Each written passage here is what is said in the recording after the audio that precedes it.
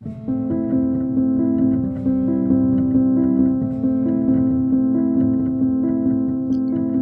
morning. Thank you for inviting me to be with you on this very special day as you move from the Gregorian onto the next phase of your lives. I really would like to congratulate all of you.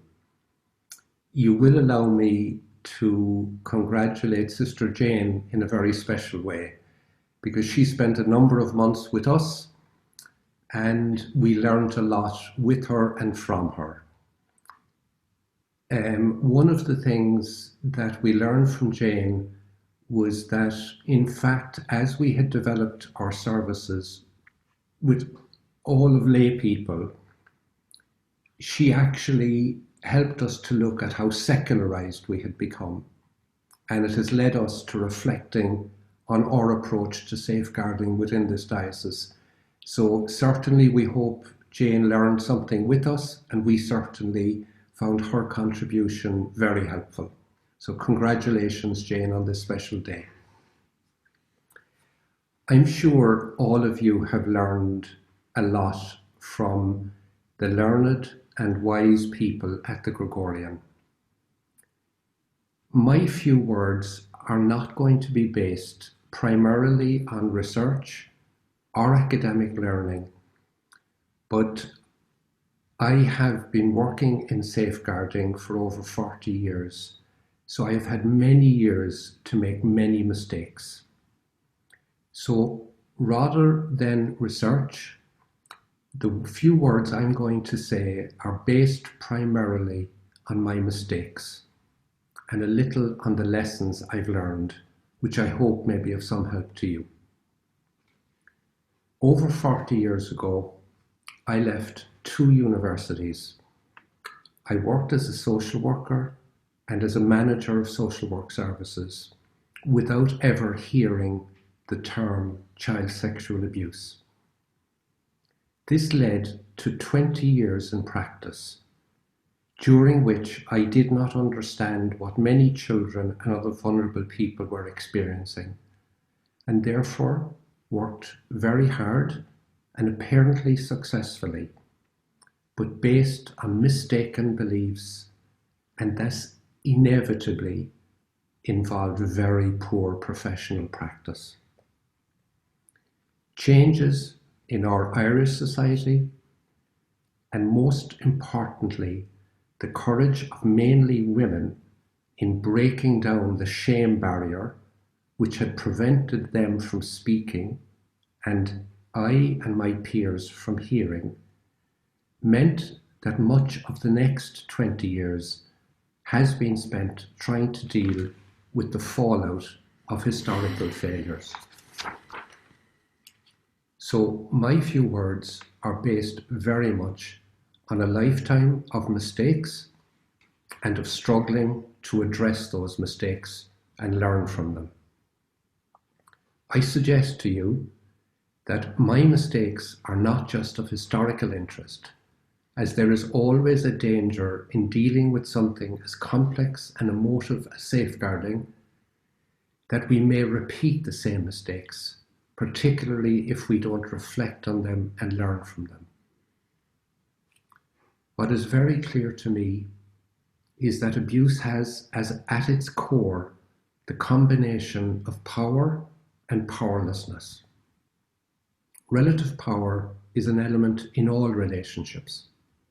However, where the gap in relationships between power and powerlessness is great, that is when danger lurks. It is not accidental that vulnerable people are at such great risk of abuse.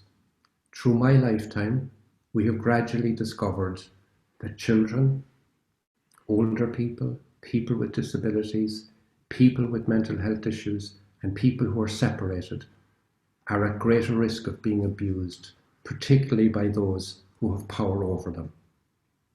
In the context of the Catholic Church, this is equally true, even when that power is designed and meant to be about caring for those vulnerable people. This corruption of care coming from the dark side of human nature, facilitated by the gap between power and powerlessness, and our tendency not to face this, can be a foundation for our mistakes. I want to share 5 points based on my mistakes and what I have tried to learn. Firstly, don't assume that people in positions of authority and responsibility can be trusted fully and blindly. The first really significant mistake I made was assuming that people in positions of responsibility, and particularly those in caring roles, could be trusted fully. Without question, this was a false assumption.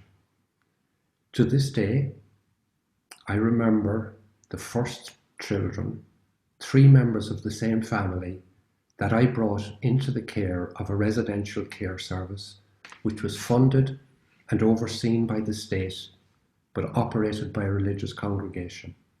I remember that Friday afternoon with great clarity. I remember feeling so relieved and glad that these children were now safe. Many years later, I had to meet these 3 children as adults. They had all been abused while in the safe care where I had placed them. I had presumed I could trust that service, the religious congregation, where I knew there were many fine people. You will recall that the Assembly of Church Leaders, called by Pope Francis last year, included themes of accountability and transparency. It is wiser, in my experience, to always assume that relationships and services that have the combination of power and powerlessness are inherently potentially dangerous.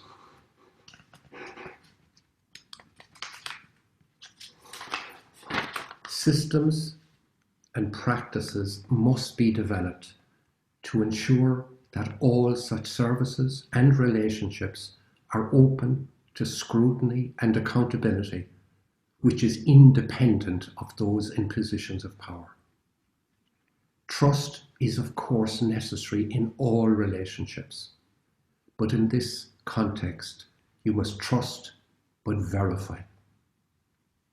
This, in my experience, is true at a personal interrelationship level and at an organizational level. Second point I would like to make: have a healthy suspicion of your own capacity to evaluate and manage situations. All of us make mistakes. All of us get it wrong. My biggest mistakes flow from a tendency which many of us share.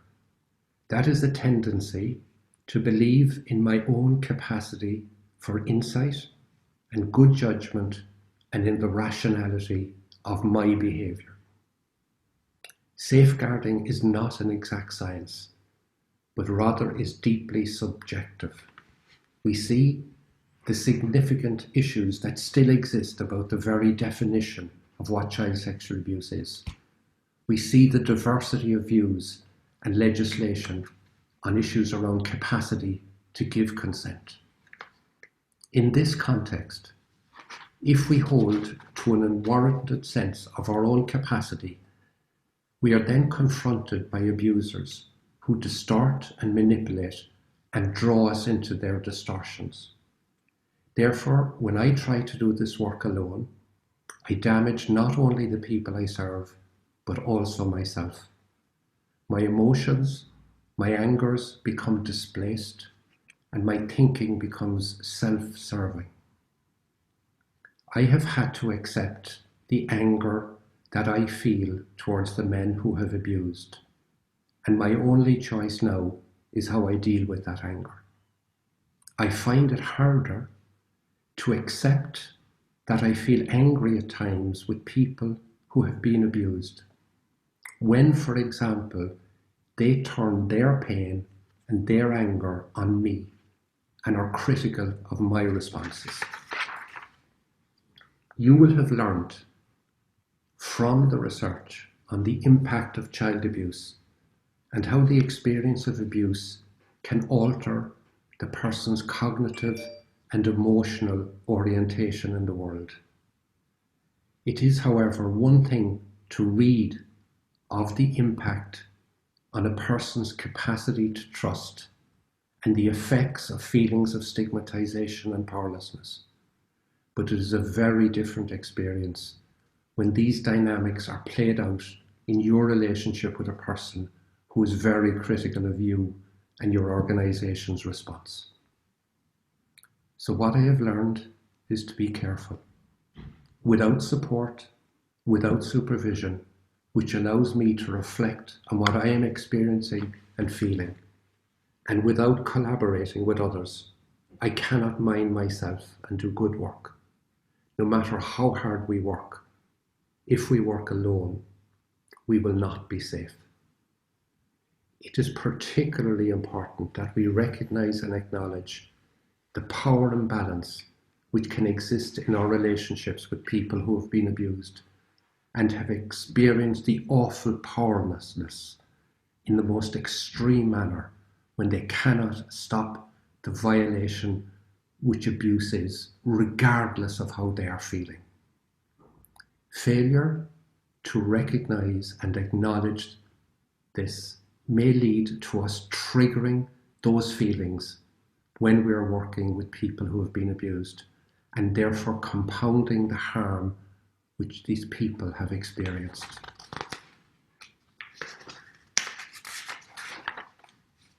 Number 3, at an organizational level, don't be a hero. Don't be a vain hero. Share the responsibility. As you return to your countries, your congregations, and your dioceses, your leaders may see you as the expert and as the solution. We all like to be valued.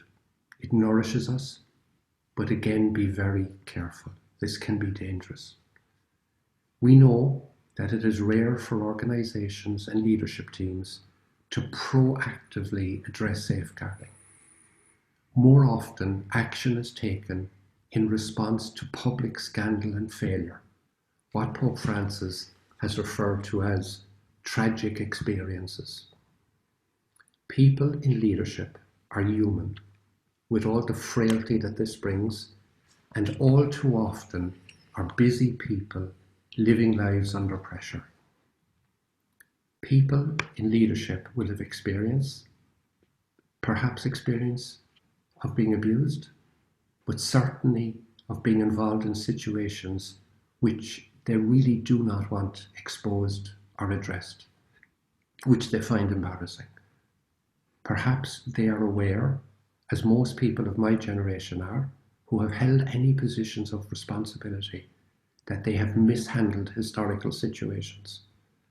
So for a whole variety of reasons, your leaders, and most certainly members of your community, will have feelings about safeguarding, and these will create dynamics in your relationships with them.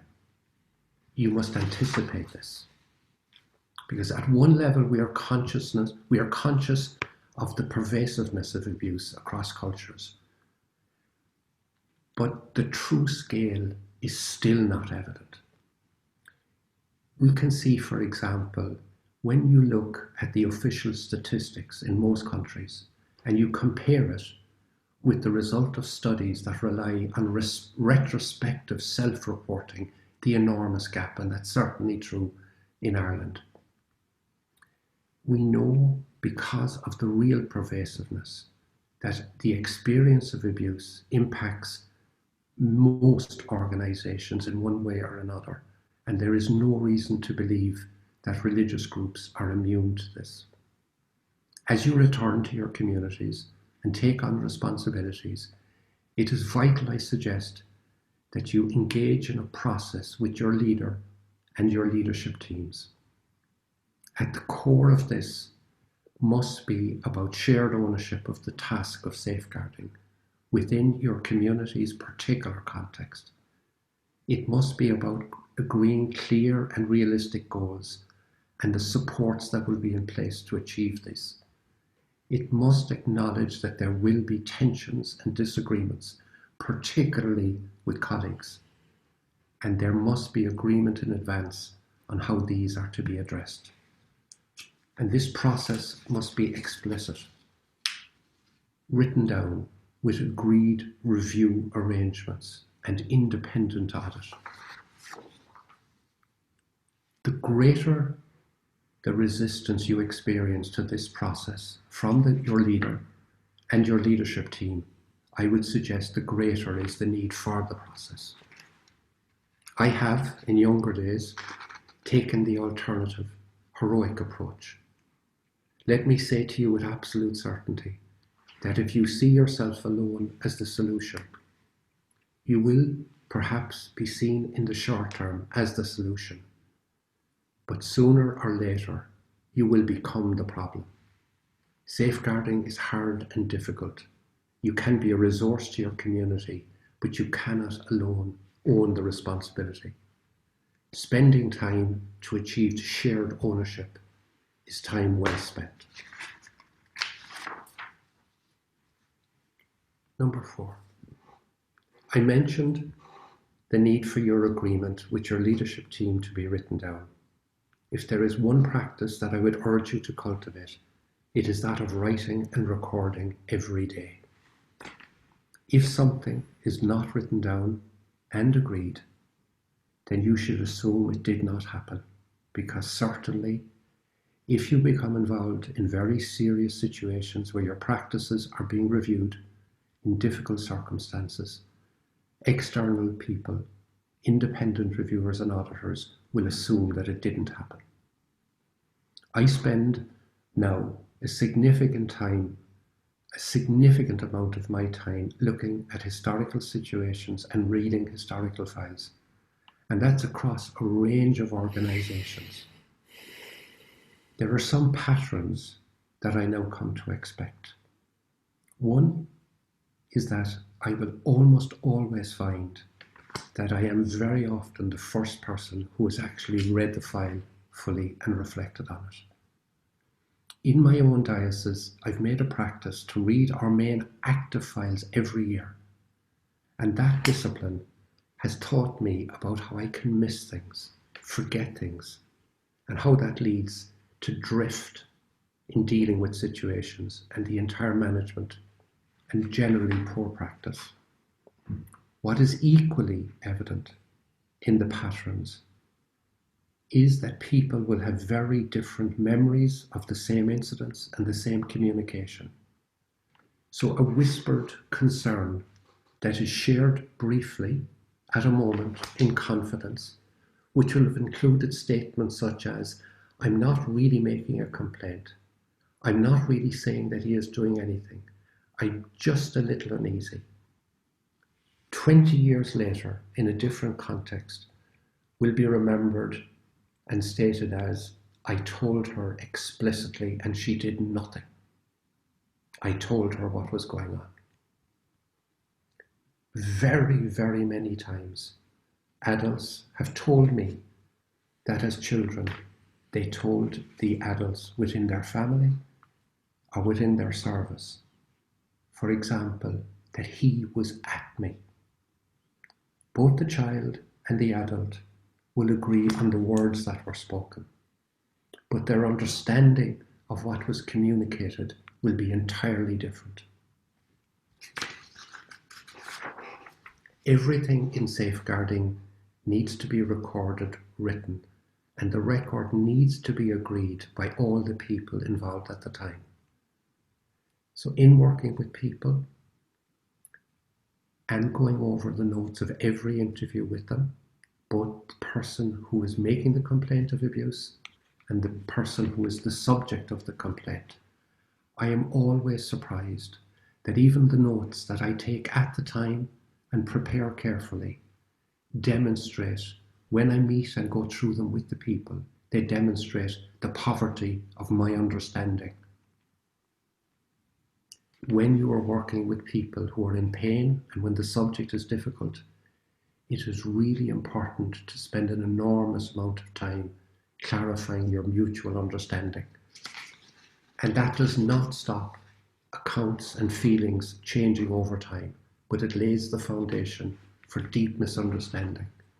So it is the one practice that I would really urge you to develop a discipline about. Finally, the fifth, it is important to mind yourself. I do not mean to frighten you or to depress you. I think the base from which you are approaching your work in safeguarding is a very different base from that of my generation. What I'm really saying is that you must assume that people who are powerless are vulnerable to further abuse, and that evil can coexist with apparent goodness and even nobility in one person. We, in our own practice and in our organizations, must work on the assumption that risk exists. Safeguarding brings us face to face with the dark side of our human nature, and therefore you must actively mind yourself. A major part of minding yourselves involves having a clear relationship and understanding with those who have leadership responsibility within your congregation and diocese. But equally important is your support network. People who have been abused have a right to expect that we do everything humanly possible to understand and not to compound the difficulties they have experienced. The context of your work must enable you to be grounded, and you must continuously mind yourself and have processes to deal with the feelings and the emotions and the angers that this work evokes. In finishing, there are fewer things in life as meaningful or as fitting for a Christian to be involved in as walking alongside people who are powerless and vulnerable. It is a ministry in itself. Pope Francis has said that this evil strikes at the very heart of the mission of the Church. At the summit, which Father Zollner was so involved with last year, Cardinal Tagle, forgive me, from the Philippines, and forgive me if my pronunciation is incorrect, he spoke at the summit and said the Christian faith itself and the ability of the Catholic Church to proclaim the gospel is what is at stake in this moment of crisis brought about by the abuse of children and our poor handling of these crimes. In that context, I ask you, could your work therefore be any more important? I would like to thank you for the decisions you have made that led you to the Gregorian, and that will lead you on in working and walking alongside the most vulnerable people in our societies. Let us remember each other every day in our prayers.